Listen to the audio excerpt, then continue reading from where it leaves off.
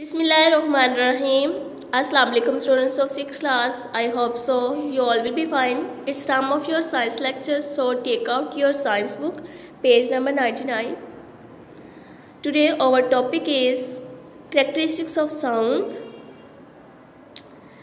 जी students आज हम पढ़ेंगे कि डिफरेंट साउंड्स की क्या पहचान होती है, लाउड साउंड और सॉफ्ट साउंड में क्या डिफरेंस होता है. So let's start the reading. Musical instruments make sounds which are pleasing. If you strike a drum gently, it makes soft sound. If you hit the drum harder, you hear a louder sound. The loudness of sound depends on the amplitude of the vibrating body. If the amplitude is large, the result will be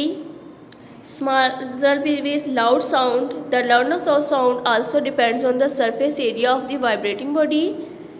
A small drum will produce a softer sound than a big one.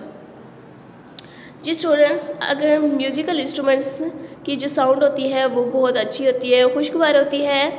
अगर हम किसी भी drum को ज़ोर से beat करें, ठीक है, उसकी साउंड हार्डर होगी, ऊंची होगी, ठीक है, थोड़ी धमाका खेज होगी.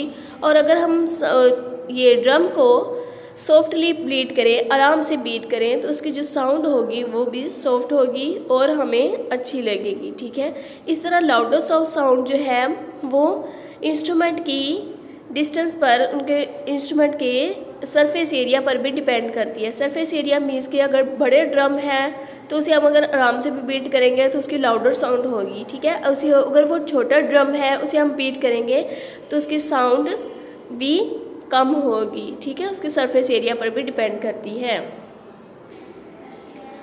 जी students, our next paragraph is that as sound waves spread in all directions, they become weaker. Hence, we sound near a vibrating body, we will hear a louder sound than if we are standing away from it. For example, if at a concert you stand near the speaker, the sound of music coming from the speaker's vibrating body would be deafening. However, if you move away from the speaker, the sound should start mellowing down in your ears. जी students, जैसे किसी भी instruments में से, speaker में से sound produce होके जब इर्द गिर्द एयर में फैल जाती है तो वो साउंड हमें क्लियरली सुनाई देती तो है, लेकिन उसकी जो फ्रीक्वेंसी होगी, जो उसकी लाउडनेस साउंड होगी वो कम हो जाएगी. ठीक है, इस तरह अगर हम किसी स्पीकर में साउंड प्रोड्यूस हो रही हो, ठीक है, और हम उस स्पीकर के पास बैठ जाएं तो हमें साउंड जो है वो क्या हो, मीन्स कि क्या किस किस्म की साउंड है वो हम उसको कम नहीं पता लगा सकते. ठीक है, हमें क्लियरली पता नहीं चलेगा कि क्या बात हो रही है और के मीन्स कि किस बारे में बात हो रही है, हमें बात की क्लियर समझ नहीं आएगी. ठीक है, लेकिन जस्ट हमें शोर शराबा ही सुनाई देगा. लेकिन उसी अगर ये स्पीकर से जिसमें साउंड प्रोड्यूस हो रही है उसी से अगर हम थोड़ा सा दूर चले जाते हैं तो फिर हमें साउंड थोड़ी सी क्लियर सुनाई देगी.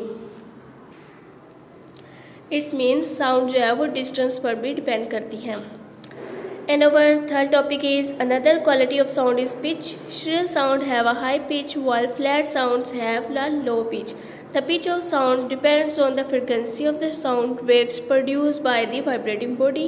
A fast vibrating body has a high pitch frequency and produce a shrill sound.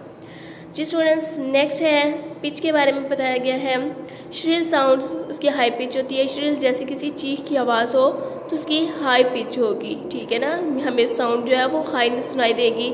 इस तरह फ्लैट साउंड, सॉफ्ट साउंड जो होगी उसकी लो पिच होगी. सॉफ्ट आराम से अगर बात की जाए तो उसकी पिच इतनी ज़्यादा हाई नहीं होगी. ठीक है, the pitch of sound depend on the frequency. जो साउंड की पिच है वो फ्रिक्वेंसीज पर भी डिपेंड करती है.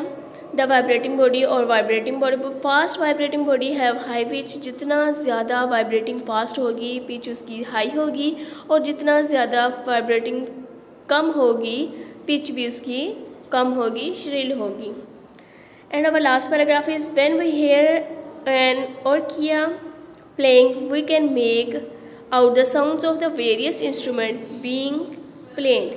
We also recognize the voice of person we know The specific quality of particular sound is called timbre. The timbre is the combination of sound waves of different frequencies which collectively make up the voice of a person or the sound of musical instruments. जी students, जैसे group होता है, musical instrument का gang होता है जिसमें एक room में सारे म्यूज़िकल इंस्ट्रूमेंट्स रखे जाते हैं।